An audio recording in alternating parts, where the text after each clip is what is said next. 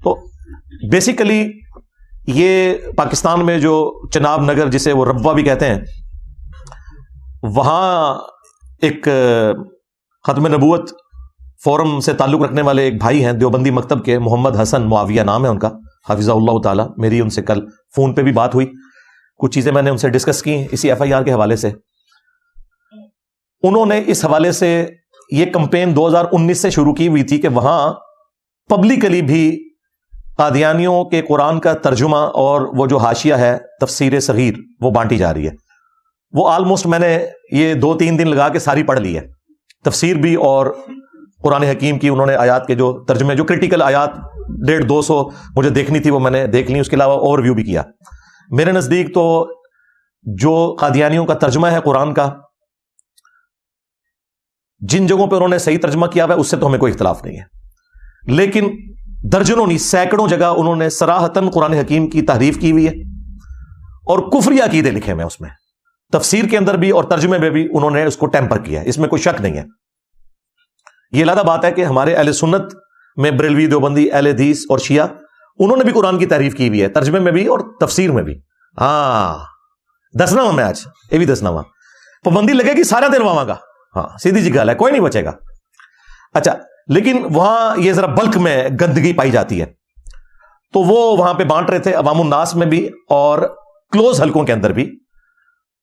اور مجھے جو انہوں نے جو اس ایف آئی آر کو درج کروانے والے بھائی ہیں انہوں نے بتایا کہ 1500 سے زیادہ نسخے ہم نے ریٹریو کیے ہیں مسلمانوں کی مساجد سے. ظاہر ہے وہ لوگ گفٹ لے جاتے تھے، گھروں میں تو ترجمہ اللہ قرآن کون رکھتا ہے، پڑھنا ہی نہیں ہوتا کسی نے، تو وہ جا کے مسجد میں رکھوا دیتے تھے. 1500 نسخے مسلمانوں کی مساجد سے، بریلوی، دیوبندی، اہل حدیث کی مساجد سے وہ نکلے ہیں. لہٰذا یہ معاملہ اتنا سادہ نہیں ہے کہ وہ صرف اپنی کمیونٹی کے اندر اس کی تبلیغ کر رہے تھے، بلکہ عوام الناس جو مسلمانوں کی ہے ان تک بھی یہ تفسیر پہنچی ہوئی تھی. باقی گمراہی سے کوئی نہیں پھیلنی، اس کی وجہ یہ ہے کہ مسلمان تو اپنا ترجمہ نہیں پڑھتے، ان کا کس نے پڑھنا ہے. ہاں وہ سانو کوئی ٹینشن نہیں، بے فکر وہ.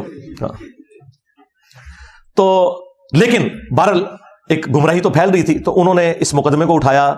2019 میں ایف آئی آر درج کروانے کے لیے ایپلیکیشن دی، لیکن وہی کوئی ایف آئی آر درج نہیں کر رہا تھا، اس کو مختلف قانونی معاملات میں ڈالتے رہے، مختلف کمیٹیاں بنی، کرتے کرتے اس بندے نے ایفرٹ کر کے بالآخر 2022 میں کامیاب ہو گیا ایف آئی آر کٹوانے پہ. 2019 سے 22 ہو گئے، ٹھیک ہے جی، ایف آئی آر کٹ گئی. اب ایف آئی آر کے اندر باقاعدہ لکھا ہوا ہے کہ اس کے اوپر جو مقدمہ ہے وہ قرآن ایکٹ 2011 کی روشنی میں کاٹا جائے. 2019 میں ایف آئی آر کے لیے ایپلیکیشن فائل ہو رہی ہے اور ایف آئی آر کاٹی جا رہی ہے 2022 میں. لیکن پھر بھی اس میں لکھا ہوا ہے کہ 2011 کا جو قرآن ایکٹ ہے اس کے مطابق جو ہے نا وہ یہ مجرم ہے بندہ جو بھی یہ سارا کچھ کر رہے ہیں. اب جب سپریم کورٹ میں یہ پہنچی ہے، نچلی ساری عدالتوں سے اس کی ضمانت کینسل ہوئی، انہوں نے تسلیم کیا اور وہ ابھی تک قائم ہے کہ میں تقسیم کرتا ہوں. وہ اپنے جرم سے بھاگا بھی نہیں ہے. ظاہر ہے اس کا تعلق قادیانی اقلیت سے ہے. الٹیمیٹلی جب سپریم کورٹ میں پہنچا تو سپریم کورٹ نے بجائے یہ کہ ایف آئی آر کو ذرا غور سے پڑھتے کہ اس پہ لکھا کیا ہوا ہے، وہ کسی اور طرف ہی چل پڑے اور انہوں نے کہا جی یہ تو دیکھیں ایف آئی آر 2022 میں کاٹی گئی ہے اور جو قانون ہے وہ تو بعد میں اپلائی ہوا ہے، اس کے اوپر مسئلہ 2019 کا ہے، یعنی جرم 2019 کا ہے. اگرچہ ایف آئی آر 2022 میں کاٹی گئی لیکن جو قانون ہے وہ 2022 کا ہے اور 2022 کا قانون 2019 کے جرم پر اپلائی نہیں ہو سکتا. بالکل ٹھیک ہے، لیکن بات اتنی سادہ نہیں ہے. 2019 میں جو ایف آئی آر کے لیے اپلیکیشن دی گئی ہے اس میں لکھا ہوا ہے کہ قرآن ایکٹ 2011 کے مطابق اسے سزا دی جائے. لہذا 2019 سے بھی 8 سال پہلے کا وہ قانون ہے اور یہ پلی لے رہے ہیں 2022 کے قانون کی. بھائی 2011 کے قانون کی وہ پلی لے رہے تھے اور اس قانون میں 3 سال سزا تھی، 2022 میں تو وہ سزا بڑھ کے 9 سال ہو چکی ہوئی ہے. انہوں نے کبوتر کی طرح آنکھیں بند کر لی اور کہا کہ جی جرم ہوا 2019 میں، قانون بنا ہے 2022 میں. نہ، قانون 2022 میں نہیں بنا، قانون 2011 کا ہے اور ایف آئی آر کے اوپر لکھا ہوا ہے، کوئی اندھا بھی پڑھے نا اسے پتا چل جائے گا.